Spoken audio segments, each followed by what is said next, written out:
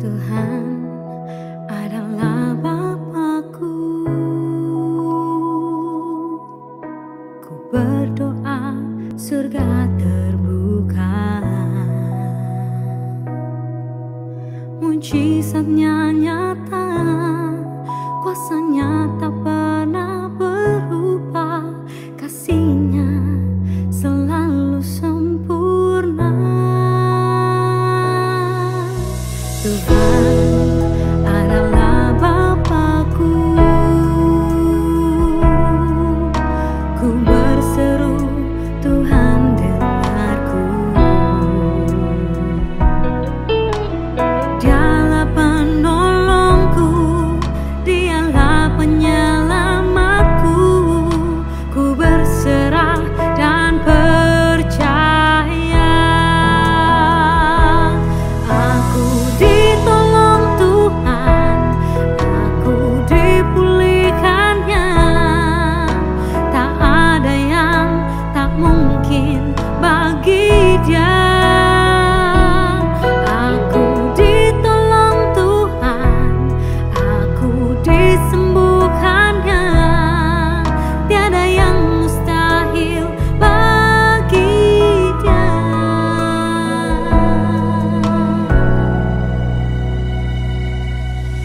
Tuhan adalah Bapakku. Ku berseru, Tuhan dengarku. Dialah penolongku, Dialah penyelamatku. Ku berserah dan percaya. Aku ditolong Tuhan, aku dipulihkannya. Tak ada yang tak mungkin bagi Dia. Aku ditolong Tuhan, aku disembuhkannya. Tiada yang mustahil bagi Dia.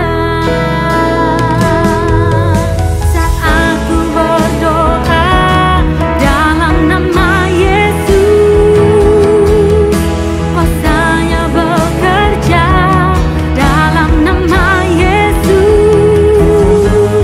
Aku disembuhkan,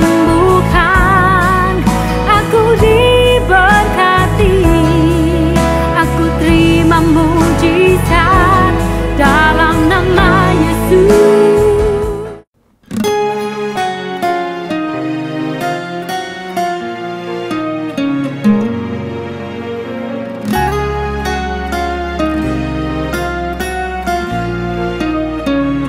Segala perkara dapat ku tanggung di dalam Dia yang memberi kekuatan.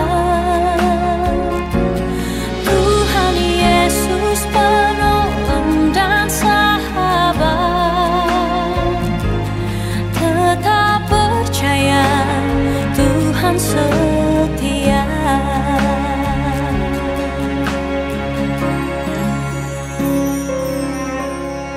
Penolong yang selalu setia, memenuhi keperluanku. Tak pernah Dia mengecewakan. Yesusku tak pernah gagal. Segala perkara dapat ku tanggung di dalam Dia yang memberi kekuatan.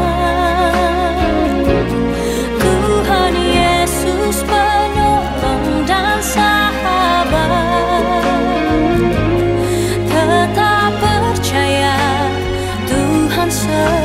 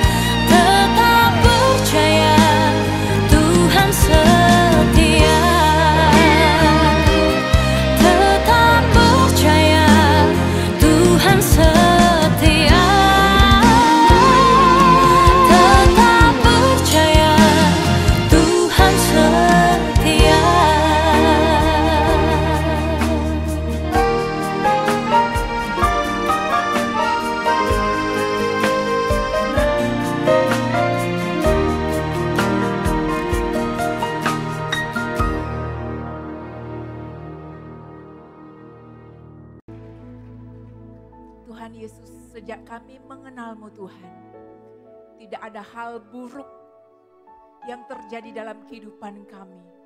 Setiap proses, setiap gelombang, setiap badai dalam kehidupan kami, ada Engkau di sana Tuhan. Hari ini hamba berdoa untuk setiap jemaat-Mu di tempat ini, maupun jemaat-Mu yang mengikuti via live streaming Tuhan. Biar hadirat-Mu, kekuatan-Mu, kebesaran-Mu, kebaikan-Mu, kasih-Mu terasa Tuhan. Dari tempat ini maupun untuk jemaat-Mu yang ada di rumah Tuhan. Kami sadar Tuhan, di sepanjang hidup kami, kebaikan demi kebaikan-Mu selalu mengejar setiap kami. Engkau yang menangkap kami Tuhan. Engkau yang mengasihi kami. Engkau yang memelihara kami. Hari ini hamba berdoa Tuhan, biar setiap jemaat-Mu berjumpa dengan kasih-Mu. Berjumpa dengan kasih-Mu hari ini. Sampai kami berjumpa dengan Engkau muka dengan muka Tuhan. Hari ini biar Engkau menjamah hati anak-anak-Mu. Jangan biarkan hati anak-anak-Mu kering, dingin, merasa seorang diri. Ada Tuhan, ada Bapa, ada Tuhan Yesus yang amat sangat mengasihi Bapak Ibu. Dan hari ini Tuhan, biar Engkau mengangkat setiap beban anak-anak-Mu. Engkau mengangkat setiap penderitaan anak-anak-Mu. Ketika anak-anak-Mu berkata, Bapa, ini sulit, Tuhan, ini berat. Ketahuilah ada Tuhan. Engkau gak perlu menanggungnya seorang diri. Ada Tuhan yang bersama-sama dengan Engkau. Hari ini berbicara kepada jemaat-Mu Tuhan. Kami tahu bahwa Engkau sangat mengasihi jemaat-Mu Tuhan. Kami mau buka hati. Kami tahu hadirat-Mu, Engkau ada di tempat ini. Kami tahu Engkau mau hadir Tuhan. Tapi kami juga tahu Engkau hadir di kebaktian kami sore hari ini. Izinkan kami pada saat kami membuka hati Engkau menjamah setiap kami. Saya merasakan Bapak Ibu ada yang datang penuh dengan beban. Ada macam-macam beban. Ada macam-macam kesedihan. Karena berkali-kali saya mendengar suara Roh Kudus yang berkata, aku mengasihi mereka, aku mengasihi anak-anakku, aku tidak membiarkan mereka seorang diri. Saya merasakan banyak beban yang berat. Engkau berkata sebagai manusia, aku gak sanggup Tuhan, tolong aku. Dan Roh Kudus berkata, Bapak Ibu, engkau gak seorang diri. Ada Tuhan yang datang dengan membawa beban yang berat. Angkat kedua tanganmu di tempat. Hanya yang membawa beban berat. Dan engkau berkata, Tuhan aku gak sanggup, angkat bebanku. Angkat kedua tanganmu di tempat, saya mau berdoa. Tuhan Yesus, Engkau melihat tangan-tangan yang terangkat di ruangan ini dan juga bagi yang mengikuti via live streaming. Engkau yang melihat beban anak-anakmu, tangisan anak-anakmu. Hari ini hamba minta Tuhan di dalam nama Yesus, angkat semua beban anak-anakmu. Kami tahu ada proses yang harus kami jalani. Berikan kekuatan ekstra, dampingi kami Tuhan. Bukan untuk melewati proses, bukan untuk supaya proses ini diangkat, tapi buat anak-anakmu sadar bahwa ada Engkau yang mendampingi, ada Engkau yang memberikan kekuatan. Sekalipun kami berjalan dalam lembah kekelaman, ada Engkau Tuhan. Gadamu dan tongkatmu itu yang menghibur anak-anakmu. Dan Engkau memimpin kami, membawa kami Tuhan ke padang rumput yang hijau. Semua yang anak-anakmu alami hari-hari ini hanya sebentar. Bertahanlah, kuatlah karena ada Tuhan. Akan ada sukacita, kelepasan kebahagiaan yang Tuhan berikan bersama-sama dengan kita. Dia membuat kita sukacita. Dia mendampingi setiap kita. Terima kasih Tuhan, terima kasih Tuhan. Jagai anak-anakmu, berikan iman, berikan kekuatan di tempat ini. Biar setiap jemaatmu berjumpa dengan kuasa firman-Mu Tuhan. Biar setiap hati hidup dalam nama Yesus. Biar setiap tulang-tulang menjadi bersemangat. di dalam nama Yesus. Yang sakit pada saat mendengarkan firman disembuhkan di dalam nama Yesus. Terima kasih Tuhan. Terima kasih Tuhan. Turunkan tangan. Dan kami Tuhan menyerahkan hati kami ke dalam tangan-Mu. Karena kami bersyukur kami punya Tuhan yang hidup. Tuhan yang luar biasa. Hari ini kami mau belajar tentang Roh Kudus, Roh-Mu. Kami ingin berpartner dengan Engkau. Kami ingin didampingi oleh Engkau. Bantu setiap kami untuk mengerti firman-Mu. Mengerti kuasa firman-Mu. Sehingga kami semua bangkit. Enggak ada yang menyerah di tempat ini. Terima kasih Tuhan, terima kasih Tuhan. Semua yang bersyukur dan mengasihi Tuhan bersama-sama katakan amin. Silakan duduk Bapak Ibu, saudara-saudari sekalian. Shalom. Saya sangat sukacita bisa berada di tengah-tengah Bapak Ibu. Terima kasih untuk Bapak Ibu Gembala karena telah mengundang saya di tempat ini. Saya juga sangat bersyukur bisa ketemu dengan pastors dan pengurus-pengurus di tempat ini yang luar biasa, yang antusias, yang semangat, dan juga bisa melihat jemaat di tempat ini yang mencintai Tuhan dan setia. Dan juga saya mau menyapa untuk Bapak Ibu yang mengikuti via live streaming, di mana saja Bapak Ibu berada, hadirat Tuhan, sukacita Tuhan menjadi milik Bapak Ibu. Oleh karena Tuhan Yesus sangat sayang dengan kita semuanya. Nah, hari ini saya sepanjang hari berbicara tentang Roh Kudus. Di kebaktian pertama saya bicara tentang mengenal Roh Kudus. Kebaktian kedua dipimpin oleh Roh Kudus. Dan kebaktian ketiga berpartner dengan Roh Kudus. Roh Kudus itu adalah Roh Tuhan. Roh Kudus adalah Tuhan sendiri. Dia lembut, dia adalah pribadi ketiga dari Tritunggal. Dia punya perasaan, dia lembut. Ketika kita terima Yesus, Roh Kudus masuk ke dalam hati kita. Roh Kuduslah yang menjamah hati kita sehingga kita terima Yesus, kita percaya pada Tuhan Yesus. Tetapi sentuhan Roh Kudus bukan sentuhan biasa. Ada orang yang terima Yesus sebagai Tuhan dan Juru Selamat dan dia menganggap, oh ya penting aku sudah terima, aku sayang kok, aku percaya kok sama Tuhan Yesus. Tetapi saya mau beritahu, Roh Kudus yang menjamah kita sehingga kita bisa berpartner dengan Dia. Karena dari awal Roh Kudus itu berpartner dengan Tuhan Yesus. Roh yang mendampingi Tuhan Yesus saat Tuhan Yesus melayani. Roh yang membangkitkan Tuhan Yesus dari antara orang mati. Itu roh yang gagah perkasa. Roh Tuhan, roh yang luar biasa. Roh yang sama, yang gagah perkasa itu ingin memakai kita yang hanya dari debu tanah. Kita ini bejana tanah liat. Tapi roh yang berkuasa itu ingin memakai kita semua. Jadi kalau kita mau berpartner dengan Dia, itu seperti kita mau tanam saham kepada Roh Kudus.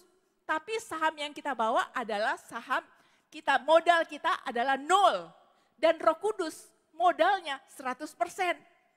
Tapi karena Dia sayang dengan kita, Tuhan Yesus sayang dengan kita, Tuhan Yesus menebus dosa kita, kita penting, maka Roh Kudus juga mau memakai kita berpartner dengan kita.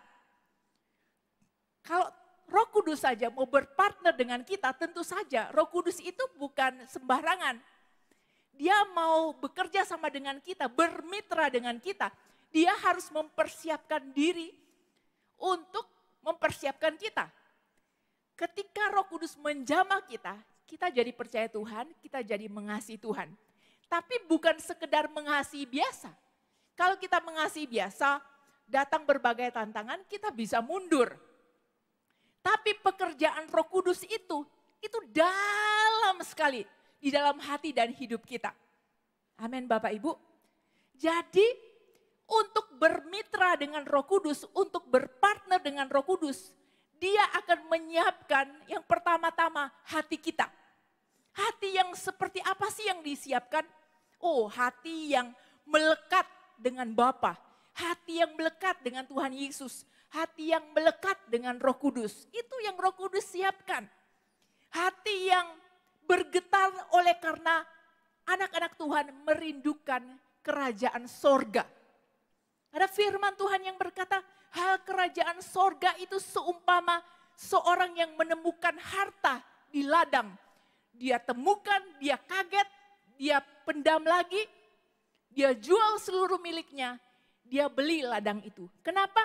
Karena di bawah ladang itu, di dalam ladang itu, ada harta yang terpendam.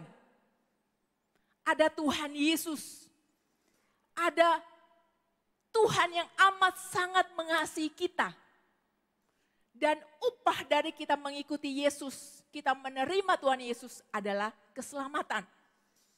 Oleh karena itu kerajaan sorga itu begitu penting. Siapa yang membuat kita menyadari dan sadar dan tahu bahwa kerajaan sorga Tuhan Yesus itu amat sangat penting. Roh Kudus. Karena Roh Kudus datang tinggal di dalam kita untuk memuliakan Tuhan Yesus. Untuk membuat kita tahu Tuhan sayang kita. Untuk membuat kita tahu betapa pentingnya kerajaan sorga itu. Hal kerajaan sorga seumpama seorang pedagang yang ahli. Dia cari mutiara yang berharga. Dia cari kemana-mana nggak dapet. Ada satu ternyata dia temukan mutiara yang berharga. Dia tahu karena dia ahli mutiara. Dia jual seluruh miliknya.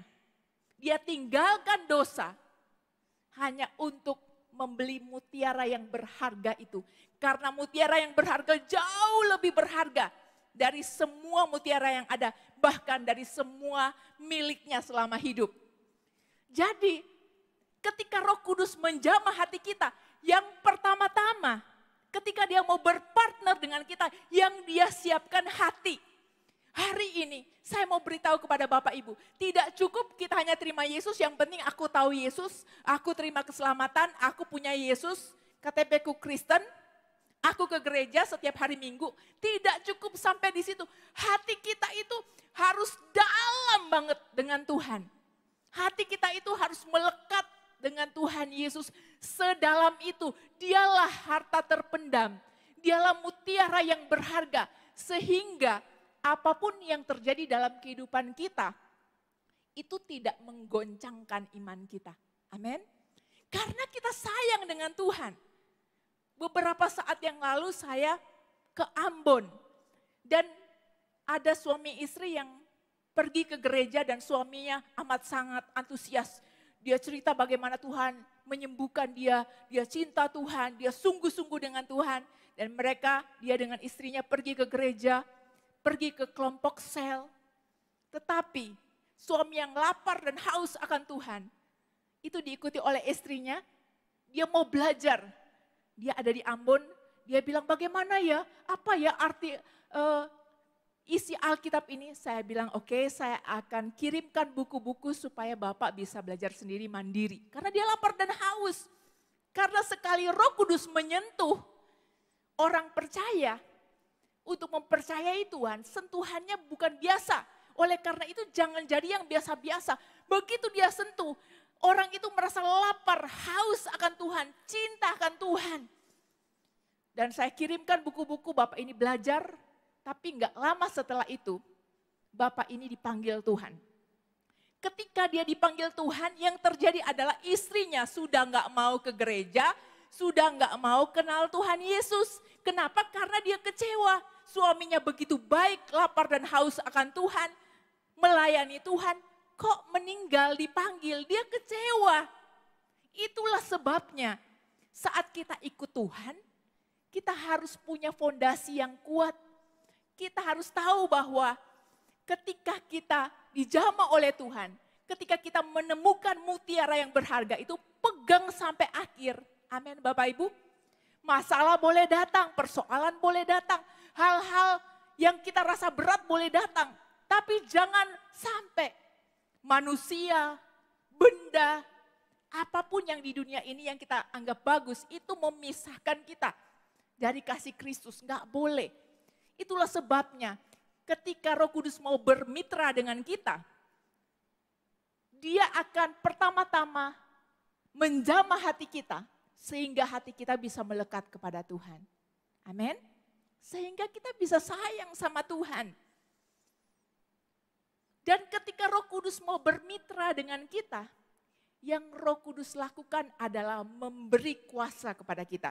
Kita lihat sama-sama di Kisah Para Rasul 1 ayat 8. Kisah Para Rasul 1 ayat 8. Firman Tuhan berkata, namun kamu akan menerima kuasa jika Roh Kudus turun ke atasmu. Dan kamu akan menjadi saksiku di Yerusalem, di seluruh Yudea dan Samaria, bahkan sampai ke ujung bumi. Jadi ketika Roh Kudus mau bermitra dengan kita, bekerja sama dengan kita, yang akan Roh Kudus lakukan, yang akan Roh Kudus persiapkan adalah memberikan kuasa kepada kita. Amin. Kuasa yang luar biasa. Diberikan urapan, diberikan otoritas, diberikan tanda pengenal secara alam roh. Manusia nggak bisa lihat, tapi setan tahu, iblis tahu itu. Ada kuasa, firman Tuhan berkata, kamu akan menerima kuasa kalau Roh Kudus turun ke atas kamu. Pertama dikasih kuasa, untuk apa? Untuk memberitakan Injil. Orang yang mau bermitra dengan Roh Kudus, dia harus bergaul dengan Roh Kudus. Ketika dia bergaul dengan Roh Kudus, ketika dia mengalami kepenuhan di dalam roh, yang terjadi adalah dia penuh dengan kuasa. Enggak peduli dia profesinya apa, jabatan apa. Tapi ketika kita mengenal Roh Kudus, ketika kita undang Yesus masuk ke dalam hati kita, Roh Kudus ikutan masuk. Itulah sebabnya kita harus baca Alkitab, kita harus berdoa, kita harus punya disiplin rohani. Supaya pada saat Roh Kudus mengurapi kita, memberikan kuasa, yang terjadi kita siap. Saya ingat sekali suatu saat ketika setelah saya lahir baru, belajar firman Tuhan. Suatu saat saya dapat kesempatan untuk ikut pelatihan doa kelepasan yang akan ditraining oleh salah seorang ibu-ibu ketua departemen di bagian kelepasan dan konseling waktu itu. Nah, ibu-ibu ini akan mengajarkan saya bagaimana caranya untuk konseling dan doa pelepasan. Saya ingat sekali, saya baru lahir baru itu. Dan belum tahu banyak tentang firman Tuhan. Ibu ini keluarkan kuesioner, dia tanya sama satu anak, apa yang terjadi di dalam kehidupanmu, dia isi semuanya. Sementara dia tanya-tanya, saya ada di sana mendengarkan, menemani ibu itu, dan menyimak, memperhatikan. Sementara dia tanya-tanya dan mengisi kuesionernya, tiba-tiba anak ini berguling-guling di lantai. Dia pukulkan dirinya ke lantai. Waktu saya lihat itu, wah kasihan kan? Nanti kalau dia sadar, pasti badannya sakit semua. Karena dia sedang kerasukan setan. Tiba-tiba ibu yang lagi mau ajarin saya, dia bilang begini, hei Mimi, ini kan kita nggak berencana doa kelepasan. Saya lihat orang disiksa kayak begitu, saya nggak tahan. Karena saya telah menerima Yesus dan saya telah menerima baptisan Roh Kudus. Saya tahu ada Roh Kudus di dalam saya. Dia bilang, kita kan belum persiapan ya. Kita belum doa tutup bungkus dengan kuasa darah Yesus. Kita juga belum doa puasa. Jenis ini hanya bisa kita usir dengan doa dan puasa. Kalau enggak, akan terjadi serangan balik. Saya punya keluarga, dia bilang begitu kepada saya. Kamu punya keluarga enggak, Mi? Saya bilang, punya. Enggak mungkin kan saya enggak punya keluarga, saya punya keluarga, saya bilang. Kalau begitu, anak ini kita suruh nanti 1 minggu kemudian untuk datang doa pelepasan. Saya lihat kepada ibu ini, saya bilang, ini anak lagi disiksa sama setan. Masa kita bilang, hei setan nanti keluar 1 minggu lagi ya. Saya bilang enggak. Kalau ibu takut diserang, enggak mau diserang, saya aja yang tengking. Dia bilang, tapi kan kamu punya keluarga, kalau kamu diserang balik bagaimana sama setan? Dia lagi ngomong begitu, saya lagi enggak tega. Bukankah kita bermitra dengan Roh Kudus? Kita firman Tuhan katakan dikasih kuasa. Saya langsung bilang sama anak itu, setan, semua setan yang ada di dalam diri anak ini, serempak keluar dalam nama Yesus. Wah, dia berguling-guling dan tiba-tiba dia muntah banyak sekali dan kemudian dia tertidur. Setelah dia tertidur, dia bangun. Saya mendoakan untuk menerima baptisan Roh Kudus kepada anak ini. Pada saat itu saya tahu, itulah maksud Tuhan yang berkata kamu akan menerima kuasa kalau Roh Kudus turun ke atas kamu. Untuk apa? Untuk memberitakan Injil. Tuhan Yesus mengutus kita untuk memberitakan Injil. Tapi kita diberikan kuasa oleh Roh Kudus. Dia turun atas setiap kita. Ada otoritas rohani, gak kelihatan.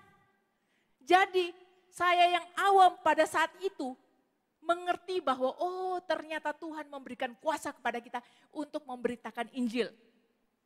Sekalipun kita nggak tahu, tapi kita harus berani melangkah. Amin. Ketika Roh Kudus itu datang, masuk di dalam hati, yang saya tahu, jangan hanya saya dong yang selamat. Saya harus memberitakan Injil juga kepada mama saya. Saya bilang sama mama saya, karena Roh Kudus itu maunya supaya seisi rumah diselamatkan.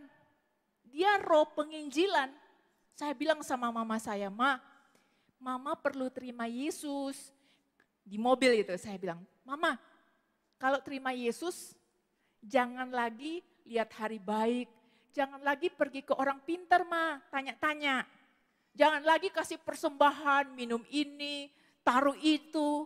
Kepercayaan-kepercayaan nenek moyang yang budaya yang orang-orang percaya bersama-sama.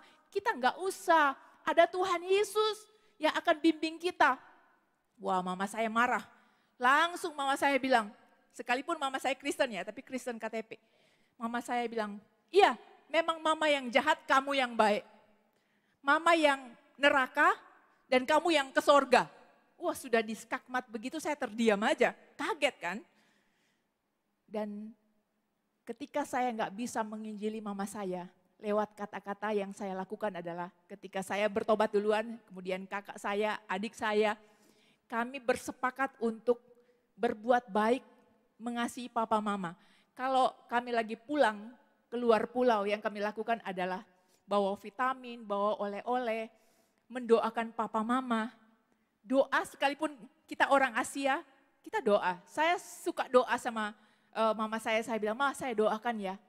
Di doa itu saya bilang, Tuhan Yesus saya menyayangi mama saya. Berikan dia kebahagiaan, berikan dia umur panjang, berikan dia kesehatan. Dan kami selalu berlaku baik kepada orang tua kami. Karena memenangkan mereka lewat kata-kata tuh gak bisa. Sampai akhirnya ketika saya ada di Surabaya, papa mama lagi ngobrol. Mereka cerita kepada saya, Mama sama papa ngobrol begini, teman kita si A, si B, si C, mereka sudah kasih warisannya kepada anak-anaknya. Tapi anak-anaknya kok tetap memberontak, kasar, melawan papa mamanya yang sudah tua. Tapi kok anak kita semuanya, 4 anak kita, mereka kok baik-baik ya. Enggak pernah membantah, sopan, mendoakan, selalu bawain apa, selalu mau berlomba-lomba lakukan yang terbaik buat orang tuanya. Terus mama saya bilang, ada satu yang menjadi kesamaan mereka, kalau dalam pembicaraan mereka, selalu Yesus Kristus. Berarti Tuhan yang itu yang baik. Karena ada satu jenis itu yang membuat keempatnya itu baik sama kita. Yang lain, anak-anak yang lain enggak. Jadi oleh karena perbuatan, akhirnya papa mama saya ketika kami lagi berlibur ke luar negeri, kami ajak ke gereja mau di tengah-tengah kebaktian itu ada panggilan altar untuk terima Yesus. Papa mama mau, saya bilang saya dampingi ya, maju ke depan untuk terima Yesus. Kasih kemuliaan dulu bagi Tuhan. Ternyata Roh Kudus memberikan kepada kita kuasa, otoritas, urapan untuk melakukan penginjilan, untuk melakukan apa yang Tuhan Yesus inginkan, untuk memuliakan Tuhan Yesus ketika orang-orang mengenal Tuhan. Jadi kita harus tahu ada kuasa di dalam kita. Jangan dingin, jangan jadi orang yang nggak tahu, jangan jadi orang yang punya senjatanya tapi nggak tahu ada senjatanya. dikasih Roh Kudus, roh yang luar biasa, roh yang penuh dengan kasih. Tapi kita nggak tahu kita punya roh yang luar biasa. Kita biarkan diri kita kalah, kita biarkan diri kita terluka, tinggal di dalam duka terus menerus, tinggal di dalam kekalahan, kekecewaan, luka batin. Nggak boleh seperti itu. Kita punya roh yang hidup, yang menghidupkan hati kita. Roh yang penuh dengan kuasa, roh yang gagah perkasa. Amin. Dan ketika kita berpartner dengan Roh Kudus juga memberikan kita keberanian untuk melangkah. Roh Kudus itu salah satu ciri khasnya. Dia memberikan keberanian kepada orang-orang yang percaya kepada Tuhan Yesus. Keberanian untuk apa? Untuk melangkah. Enggak ada orang yang dikuasai Roh Kudus penakut, pengecut. Enggak ada. Ingat Petrus ketika dia belum dikuasai Roh Kudus, belum menerima baptisan Roh Kudus, ketika Tuhan Yesus ditangkap, dia jadi penakut. Dia menyangkal Yesus 3 kali. Dia takut. Jangan-jangan nanti dia juga ditangkap, dianiaya, dimasukkan penjara, ikut sengsara, dia nggak mau. Tapi ketika Roh Kudus turun atas Petrus dan teman-temannya, 120 orang di loteng atas, mereka menerima baptisan Roh Kudus. Mereka menerima di atas kepalanya lidah-lidah seperti nyala api. Yang terjadi adalah Petrus yang pengecut, penakut, tidak terpelajar, jadi terpelajar. Karena Roh Kudus, Petrus yang penakut tiba-tiba berdiri di depan 3.000 orang. Berkhotbah dia. Ketika orang-orang ngerasani, para murid Yesus dipikir mabuk anggur, Petrus berdiri. Dia berani berkhotbah di 3.000 orang, 3.000 orang bertobat. Berkhotbah di 5.000 orang, 5.000 bertobat. Padahal ada kesempatan loh, ketika dia berkhotbah, mereka tidak menerima, dia bisa dianiaya. Tapi dia berani, ada keberanian karena Roh Kudus itu membuat kita berani menghadapi masalah, menghadapi proses, menghadapi badai, menghadapi apa yang Tuhan izinkan di dalam kehidupan kita. Memberitakan Injil juga. Roh Kudus itu memberikan keberanian untuk melangkah. Bukan jadi orang penakut. Roh Kudus itu yang menghapuskan rasa khawatir kita. Sekalipun kita khawatir sebagai manusia, ada Roh Kudus yang berkata, "Nak, ayo aku dampingi, jangan takut ya. Melangkah bersama-sama dengan aku." Roh Kudus itu yang memberikan keberanian sehingga Petrus dan Yohanes lagi jalan mereka mau ke bait suci, lewat di gerbang indah, ada seorang lumpuh, lebih daripada 40 tahun dia lumpuh. Dan Petrus bilang kepada orang lumpuh itu, "Lihatlah kepada kami." Orang lumpuh itu lihat karena dipikir bakal dikasih uang sama Petrus. Kemudian Petrus berkata, "Emas dan perak tidak ada padaku, tapi apa yang ada padaku kuberikan kepadamu. Demi nama Yesus Kristus orang Nazaret itu, bangkit dan berjalanlah." Dia pegang orang itu, seketika itu juga kuatlah kaki dan mata kaki orang itu bangkit. Coba bayangkan, kalau dia tidak melangkah oleh karena takut, tidak terjadi apa-apa.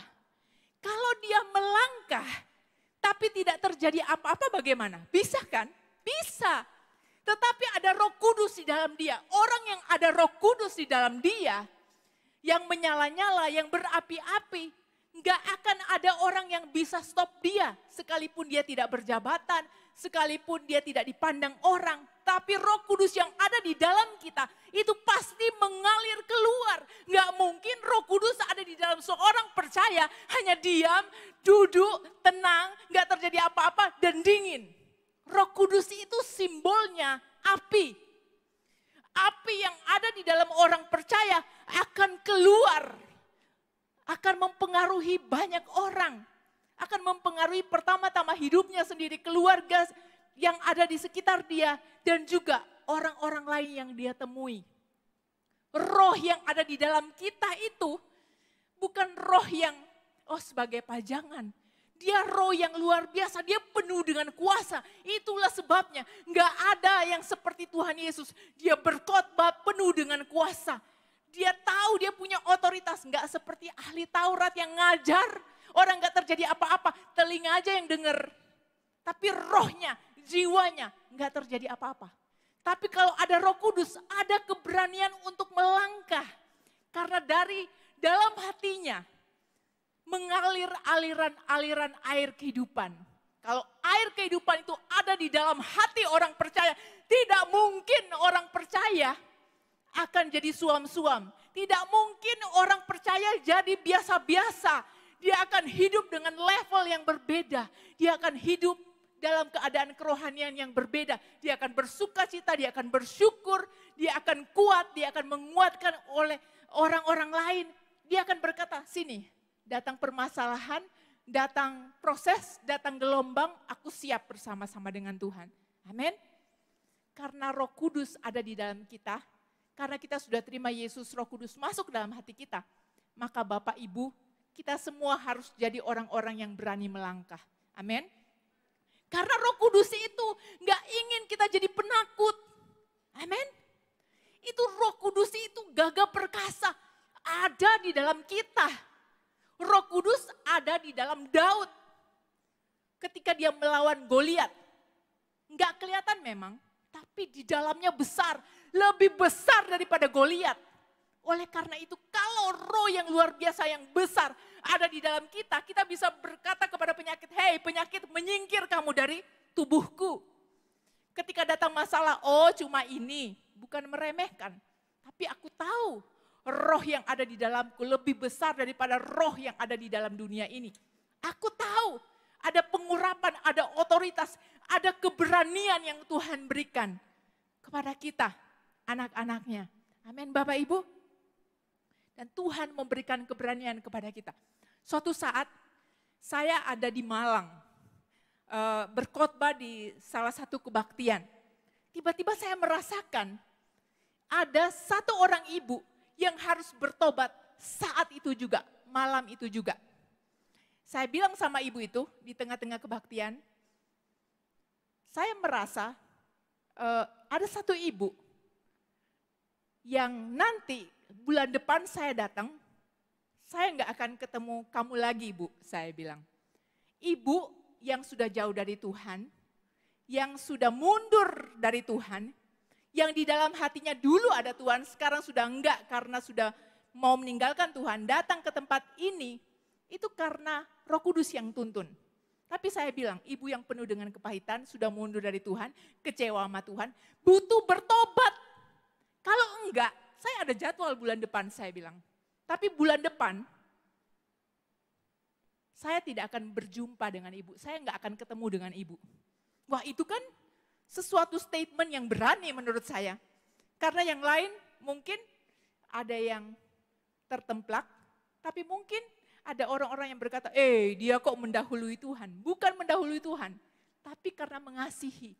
Karena ada roh keberanian untuk melangkah. Saya beritahu, kalau ibu nggak bertobat sekarang, bulan depan kita nggak ketemu.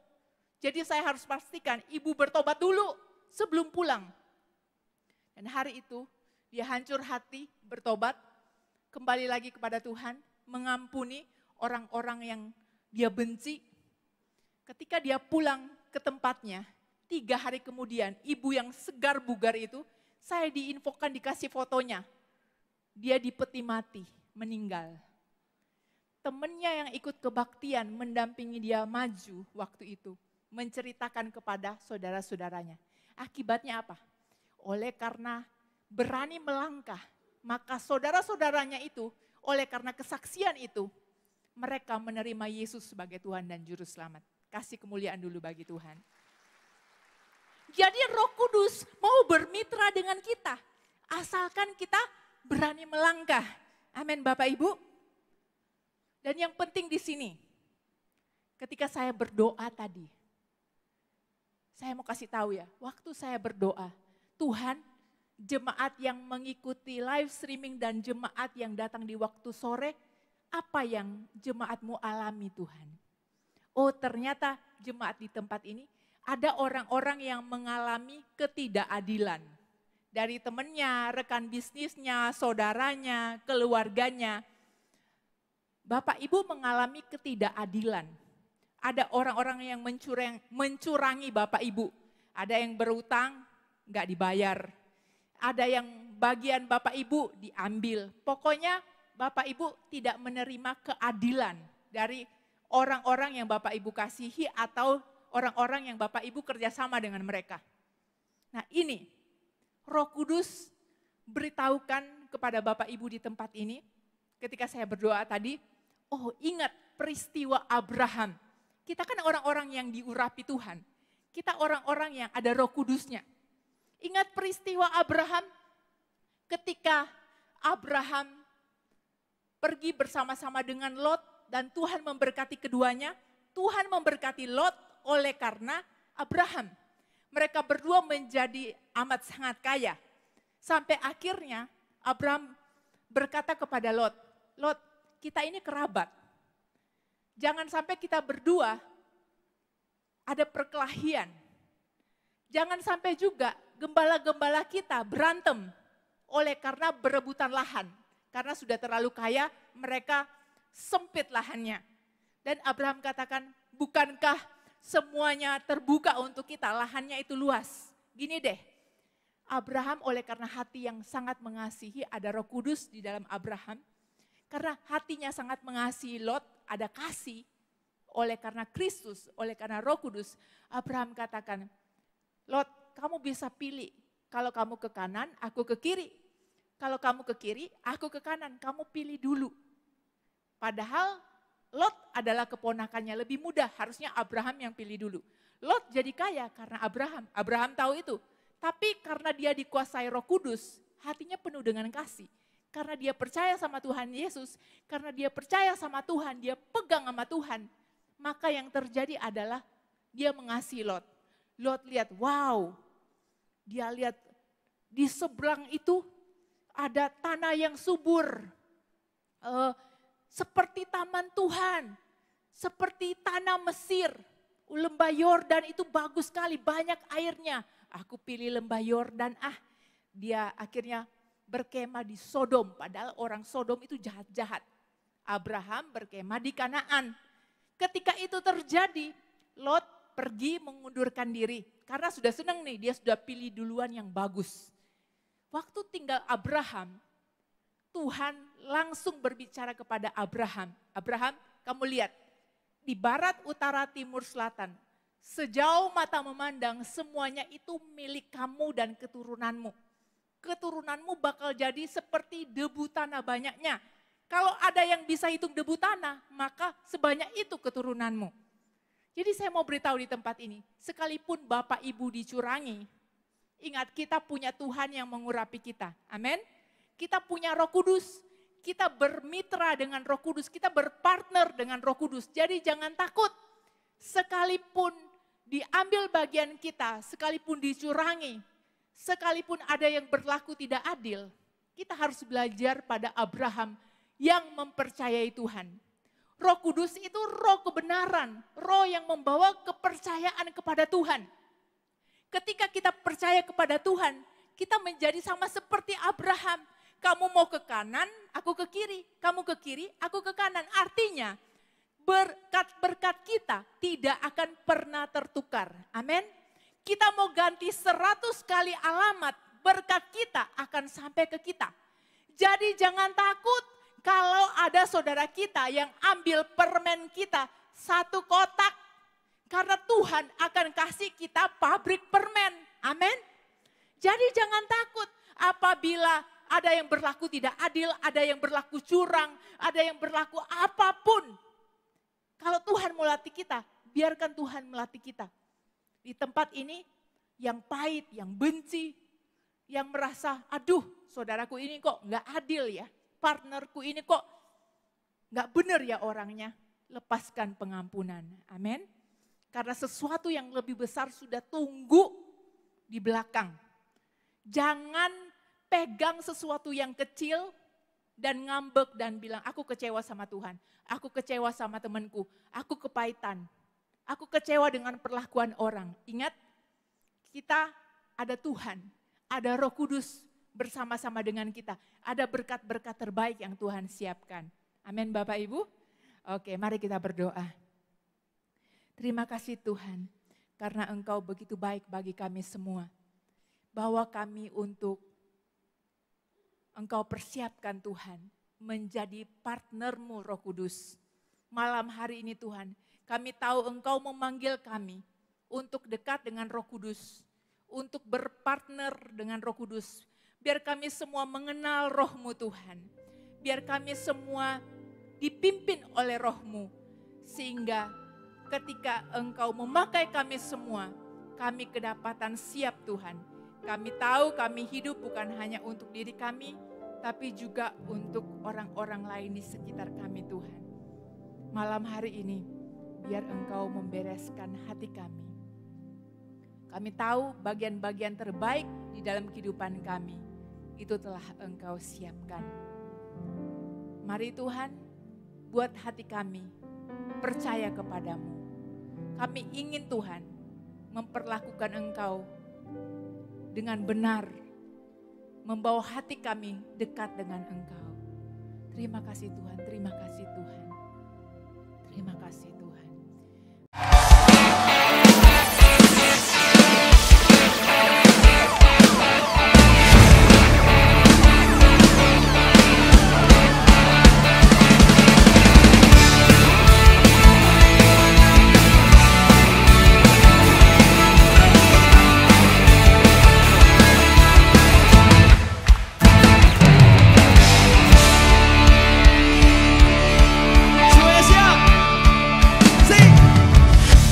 Ku naikkan syukur buat segala perbuatanmu dan kasih-Mu di dalam hidupku. Tiada terukur betapa besar kasih-Mu. Sungguh ku kagum akan Engkau, Yesus. Kaulah segalanya, melebihi semua yang ada padaku. Oh, Yesus, Kaulah segalanya, seutuhnya ku berikan hatiku untuk-Mu. Ku naikkan syukur buat segala perbuatan-Mu dan kasih-Mu dalam hidupku. Tiada terukur betapa besar kasih-Mu. Sungguh ku kagum akan Engkau, Yesus. Kaulah segalanya, melebihi semua yang ada padaku. Oh, Yesus. Kaulah segalanya, seutuhnya ku berikan hatiku untuk-Mu. Oh, yeah, yeah, yeah.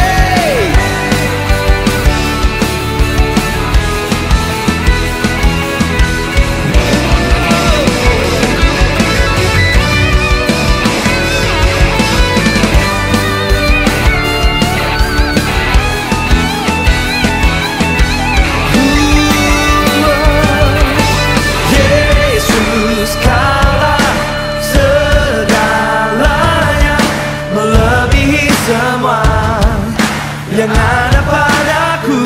Oh, Yesus, Kaulah segalanya, seutuhnya ku berikan hatiku untuk-Mu. Yesus, Kaulah segalanya, melebihi semua yang ada padaku. Oh, Yesus, Kaulah